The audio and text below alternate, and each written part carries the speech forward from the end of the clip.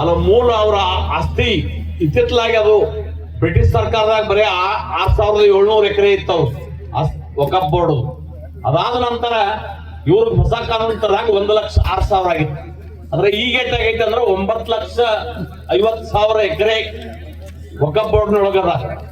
ಅವ್ರಿಗೆ 92ರೊಳಗ ಮತ್ತು 2013 ಮನಮೋಹನ್ ಸಿಂಗ್ ಇದ್ದಾಗ ಏನ್ ಕಾನೂನು ತಂದ್ರಂದ್ರ, ಅವರು ವಕ್ಫ್ ಬೋರ್ಡ್ನ ಅವ್ರು ಯಾವ್ದು ಕೈ ಮಾಡಿ ತೋರಿಸ್ತಾರ ಅವ್ರ ಆಸ್ತಿ ಅವ್ರಿಗೆ ಆಗಬೇಕನ್ನುವಂತ ಕಾನೂನು ತಿದ್ದುಪಡಿ ತಂದಾರ ಅವ್ರು.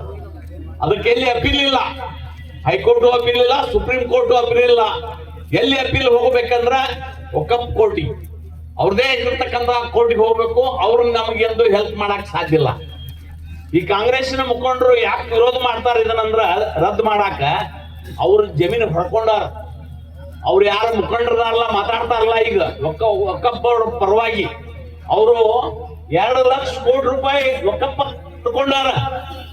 ಅವ್ರಿಗೆ ಬರಾಕೋನ್ ಮಾಪ